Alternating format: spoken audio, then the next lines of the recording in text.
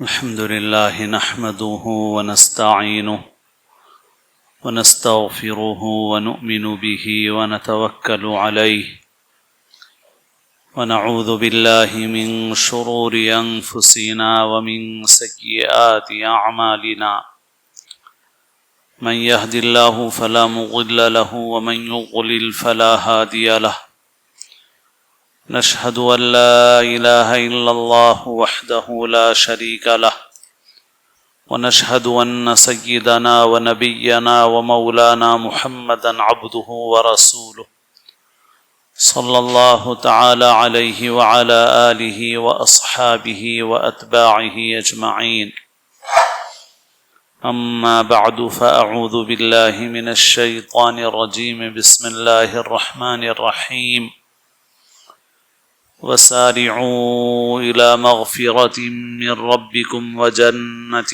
عرضها السماوات والأرض أعدت للمتقين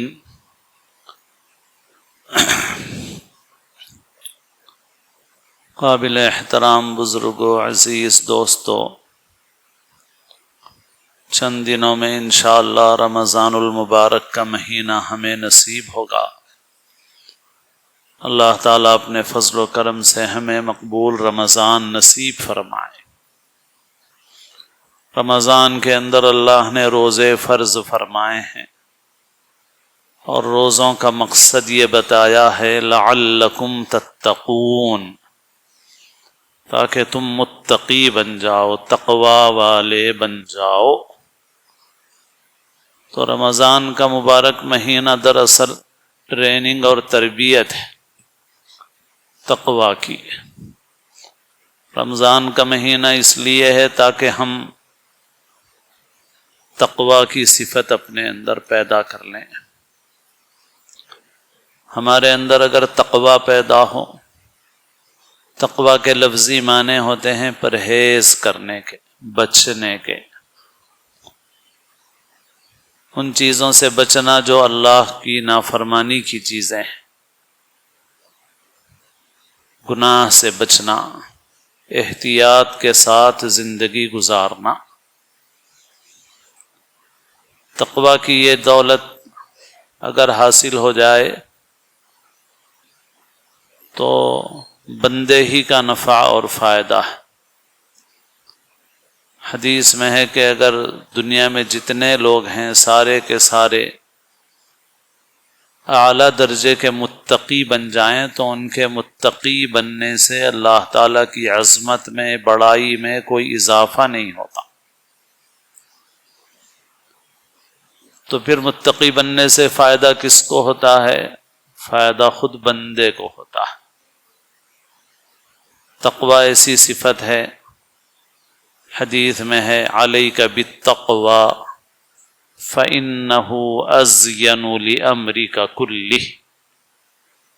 تقوی کو لازم پکڑ لو، وہ تمہارے تمام کاموں کو سنوارنے والی چیز ہے، تمام چیزوں کو سنوار دے گی۔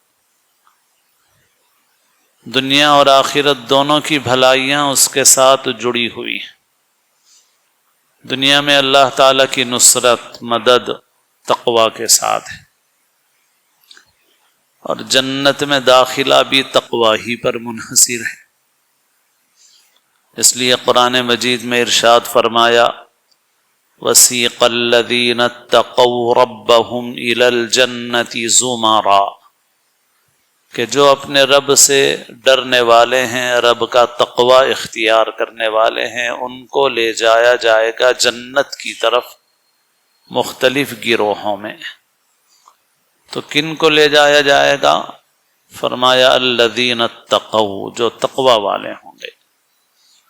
ابھی جو آیت شروع میں پڑھی گئی اس میں اللہ تعالیٰ نے ارشاد فرمایا وَسَارِعُوا إِلَى مَغْفِرَةٍ مِّن رَبِّكُمْ وَجَنَّةٍ عَرْضُهَا السَّمَاوَاتُ وَالْأَرْضُ، کہ تیزی کے ساتھ دوڑو اپنے رب کی مغفرت کی طرف اور اس جنت کی طرف جس کی وسعت آسمانوں اور زمینوں کے برابر ہے۔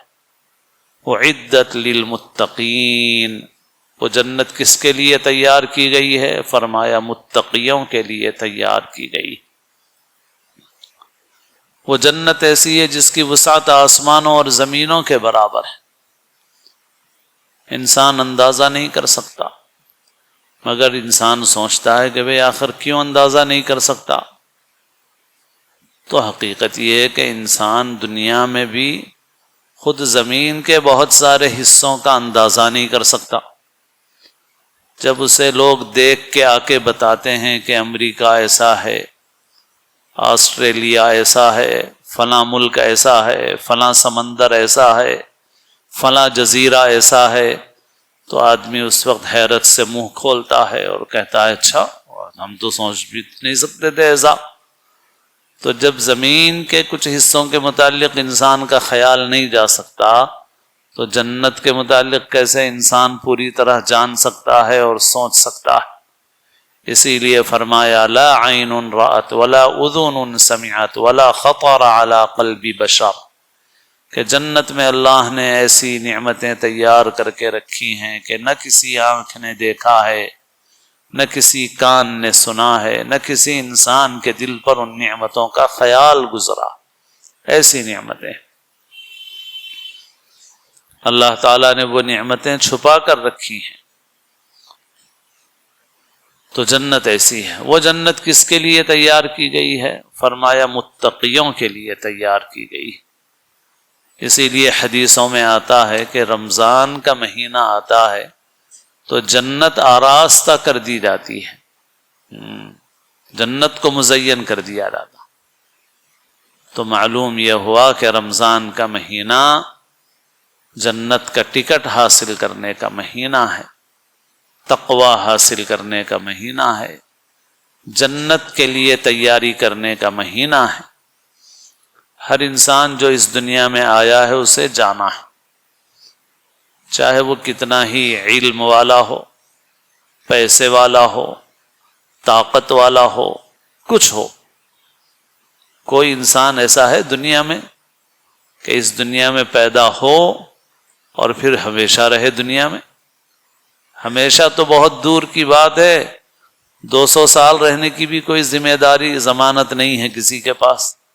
دنیا میں بڑے بڑے مالدار پیدا ہوئے، بادشاہ پیدا ہوئے، فرعون پیدا ہوا، قارون پیدا ہوا، طاقت والے پیدا ہوئے، سکندر پیدا ہوئے، اور ابھی بھی ہم دیکھتے ہیں دنیا میں بہت سے لوگ ایسے ہیں جن کو اللہ تعالیٰ نے کچھ وقت کے لیے کچھ دے دیا ہے، تو وہ ایسا بولتے ہیں جیسے وہی خدا ہیں، گویا نعوذ باللہ فرعون کی طرح بولتے ہیں۔ انا ربکم الاعلی کہتا تھا فرعون کہ میں تمہارا سب سے بڑا رب ہوں۔ تو دیکھو دنیا میں بہت سے لوگ ابھی بھی ایسی ہی زبان استعمال کرتے ہیں، طاقت قوت کے نشے میں چور ہیں۔ دنیا میں کچھ وقت کے لیے اللہ نے کچھ دے دیا ہے امتحان کے طور پر، باقی ایک دن ایسا آئے گا کہ جس دن یہ سب چھن جائے گا، ختم۔ پھر اس دن یوم ہم بارزون لا یخفی علی اللہ منہم شیء لمن الملک اليوم للہ الواحد القہار، سب ایک پلیٹ فارم پہ جمع ہوں گے، ایک سطح پر پوری مخلوق، انسان سارے کے سارے، اولین و آخرین جمع کر دیے جائیں گے،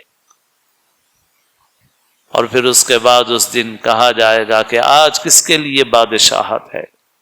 کوئی بادشاہت باقی نہیں رہے گی، کوئی حکومت باقی نہیں رہے گی، کسی سپر پاور کی کوئی حیثیت ہی نہیں ہے، آج بھی نہیں ہے اللہ کی قدرت کے سامنے، مگر اللہ نے ڈھیل دے رکھی ہے، موقع دے رکھا ہے، مگر اس وقت کچھ بھی نہیں رہے گا۔ کس کے لیے؟ للہ الواحد القہار، ایک اللہ کے لیے بس، جو اکیلا ہے، زبردست قوت والا ہے۔ تو بہرحال یہ ہے کہ دنیا میں بہت کچھ ملا ہوا ہے، لیکن یہ اتنے جو طاقت والے ہیں، جو دوسروں کو ڈراتے ہیں، دھمکیاں دیتے ہیں، دباتے ہیں، ملکوں کو ظلم ملکوں پر ظلم کرتے ہیں، قوموں پر ظلم کرتے ہیں، مگر ان میں سے کسی کے پاس کوئی طاقت ہے ایسی کہ بھائی وہ 150 سال کا انشورنس کرا لے کم از کم؟ کہ صاحب میری زندگی 150 سال تک رہے گی اور میں نے انشورنس کرا لیا ہے، اتنی دولت ہے میرے پاس اور اس دولت سے میں نے انشورنس کرا لیا ہے اور اس کی گارنٹی ہو گئی ہے کہ 150 سال تک میں زندہ رہوں گا، دنیا میں کوئی نہیں ہے، 1 سال کا بھی نہیں ہے، 1 منٹ کا بھی نہیں ہے کسی کے پاس وقت، مگر عادت کے مطابق اللہ تعالیٰ 70-80 سال دے دیتے ہیں موقع، پھر کچھ کو اور زیادہ دیتے ہیں، 90-100 سال کے قریب ہو جاتے ہیں، چند لوگ ہوتے ہیں ختم۔ ہر آنے والا جا رہا ہے، کہاں جا رہا ہے؟ یہی ہے ایمان پیغمبروں پر۔ لوگ آ رہے ہیں جا رہے ہیں، آ رہے ہیں جا رہے ہیں، لیکن اس زمین پر وہ لوگ ہیں جو پیغمبروں پر ایمان رکھتے ہیں، حضرت آدم سے لے کر آخری نبی سیدنا محمد الرسول اللہ صلی اللہ علیہ وسلم تک تمام پیغمبروں پر ایمان رکھتے ہیں۔ ان سب پیغمبروں نے کیا بتایا؟ ان سب پیغمبروں نے یہ بتایا کہ ہر آنے والا جو جا رہا ہے، تو جیسے تم ایک دنیا میں رہے، ایک عالم میں رہے ہو، ایسے ہی وہ ایک اور عالم میں جا رہا ہے، ختم نہیں ہو رہا ہے کوئی انسان، منتقل ہو رہا ہے، قبر کے گڑھے میں جا رہا ہو، پانی میں ڈالا جا رہا ہو، آگ میں جلایا جا رہا ہو، کچھ ہو، مگر وہ ایک عالم میں پہنچ رہا ہے جس کو عالم برزخ کہتے ہیں، یہاں سے وہاں جا رہا ہے، ہر ایک کو یہاں سے وہاں جانا ہے، تو ہر آدمی کی ایک منزل ہے، اور وہ منزل اس کی خبر دی ہے پیغمبروں نے، اس کی تیاری کرنا ہی زندگی کا اصل کام ہے۔ باقی دوسری ضروریات ایسی ہیں جیسے مسافر نکلتا ہے دہلی جانے کے لیے، کہیں اور کسی اور ملک کو جانے کے لیے، تو راستہ طے کرتا ہے، تو راستے میں بہت ساری ضرورتیں رہتی ہیں اس کی، راستے میں کھانے کا انتظام بھی کرنا پڑتا ہے، لمبا سفر ہو تو سونے کا انتظام کرنا پڑتا ہے، ٹرین میں سوئے یا کسی ہوٹل میں سوئے، انتظام کرنا پڑتا ہے اس کو، بہت ساری ضرورتیں راستے، مگر اصل چیز کیا ہے اس کے سامنے کہ مجھے جانا ہے، کہاں جانا ہے؟ فلاں جگہ جانا ہے۔ بس ایسے ہی ہر انسان جا رہا ہے اپنی قبر کی طرف، عالم برزخ کی طرف، عالم آخرت کی طرف، بس اس کی تیاری کا یہ مہینہ ہے، رمضان کا مبارک مہینہ، دنیا کی تیاری کا نہیں ہے، عید کی تیاری نہیں، آخرت کی موت کی تیاری کا مہینہ ہے سر۔ اب اس مہینے کو جب ہم اس کا مقصد سمجھیں گے تو اس مقصد کے مطابق اس مہینے کو گزاریں گے۔ ہمیں کوشش کرنا چاہیے کہ یہ مہینہ ہم اس طرح سے گزاریں کہ ہمارے اندر تقویٰ پیدا ہو۔ اسی لیے اگر کوئی پوچھے کہ رمضان کا سب سے اہم عمل کیا ہے، رمضان میں تراویح بھی ہے، رمضان میں صدقہ خیرات بھی ہے، اور مختلف نفل کام ہیں، اور رمضان میں ایک فرض ہے جو خاص رمضان میں ہے، وہ ہے روزہ، اور روزے کا مقصد ہے تقویٰ۔ تو اگر پوچھا جائے کہ رمضان کا سب سے اہم عمل کیا ہے، تو وہ ہے گناہ سے بچنے کا اہتمام، ہر ظاہری اور باطنی گناہ سے بچنے کا اہتمام۔ ظاہری گناہ آنکھوں سے ہوتے ہیں، زبان سے ہوتے ہیں، ہاتھ پیر سے ہوتے ہیں، اکثر مسلمان رمضان کے مہینے میں اس سے بچنے کی کوشش کرتے ہیں، لیکن کچھ غفلت میں پڑے ہوئے ہیں جو رمضان میں بھی نہیں بچتے۔ اللہ سے ڈرنا چاہیے، کیونکہ رمضان میں جیسے نیک کاموں کا ثواب زیادہ ہے، ویسے ہی گناہوں کا وبال بھی بہت زیادہ ہے۔ لیکن ہم لوگ جو ظاہری اعتبار سے بچنے کی کوشش کرتے ہیں، ہم کو اس بات کی بھی فکر کرنا ہے کہ ہم باطنی گناہوں سے، اندرونی گناہوں سے بھی بچنے کا اہتمام کریں۔ وہ گناہ تعلق رکھتے ہیں دل سے، انسان کے دل بنانا ہے، اور اس کے لیے خاص طور پر زبان کی حفاظت اہم ہے، اس کا اثر دل کے اوپر راست پڑتا ہے۔ اسی وجہ سے رمضان میں روزوں میں بہت تاکید کی گئی زبان کی حفاظت۔ اس سے پھر اور بہت ساری چیزوں پہ خود بخود بریک لگ جاتا ہے، بہت ساری چیزوں پہ بریک لگ جاتا ہے۔ اسی لیے حدیثوں میں بہت تاکید ہے، اسی لیے آپ نے فرمایا بہت ساری باتیں بتائیں، پھر فرمایا وہ بتاؤں کہ جس پر عمل کرو تو سب چیزوں پہ عمل کرنا آسان ہو جائے۔ پوچھا گیا کہ ضرور بتائیے، تو آپ نے اپنی زبان مبارک پکڑی اور فرمایا کف علیک ھذا، اس کو پکڑو، اسے قابو میں رکھو، اس پہ بریک لگاؤ۔ تو کھانے پینے میں تو بریک لگ رہا ہے، مگر بولنے میں بریک نہیں لگ رہا، بلکہ بعض وقت زیادہ بول رہے ہیں، زیادہ مجلسیں کر رہے ہیں، زیادہ ملاقاتیں کر رہے ہیں۔ تو رمضان زیادہ ملاقاتیں کرنے کا مہینہ نہیں ہے، مجلسیں کرنے کا مہینہ نہیں ہے، رمضان تنہائی اور یکسوئی اختیار کرنے کا مہینہ ہے۔ اسی لیے رمضان میں اعتکاف ہے، پورے مہینے بھی کر سکتے ہو اعتکاف، تو سال بھر بھی نفل اعتکاف کی گنجائش ہے، اور آخری عشرے میں تو خاص طور پر اعتکاف ہے کہ بھائی یکسو ہو جاؤ، مخلوق سے کٹ جاؤ اور اللہ کی طرف متوجہ ہو جاؤ۔ اللہ تعالی ہمیں آخرت کا یقین نصیب فرمائے، کیونکہ ہماری زبان پر تو ہے، مگر دل میں جنت کا یقین، دوزخ کا یقین، آخرت کا یقین، آخرت کی فکر، آج ہمارے دل ویران ہیں اس سے، اسی لیے ہمارے اعمال میں جان نہیں۔ اور حدیث میں رمضان کے متعلق بھی ہے، جو رمضان کا روزہ رکھے ایمان و احتساب کے ساتھ، رمضان کی راتوں میں عبادت کرے ایمان و احتساب کے ساتھ، اللہ کے وعدوں پر یقین، آخرت کے اجر و ثواب پر یقین، اس کے ساتھ جو عمل کرے گا اللہ تعالیٰ اس کے گناہوں کو معاف کریں گے۔ اس یقین سے ہی عمل میں جان پیدا ہوگی، ورنہ عمل بہت ہوگا مگر عمل میں جان نہیں پیدا ہوگی۔ ہمارے دل اس یقین سے خالی ہیں۔ اللہ اپنے فضل سے، اپنے کرم سے، اپنے مومن مقبول محبوب بندوں کے طفیل میں اللہ تعالی ہمارے دل کو بھی یقین نصیب فرما دے، غیب کا یقین جو پیغمبروں کے ذریعے سے اللہ نے ہمیں بتایا، آخرت کا یقین، آخرت کی فکر اللہ ہمیں نصیب فرمائے، اور اپنے فضل سے، اپنے کرم سے ہمیں اپنی مغفرت کی نعمت سے سرفراز فرمائے۔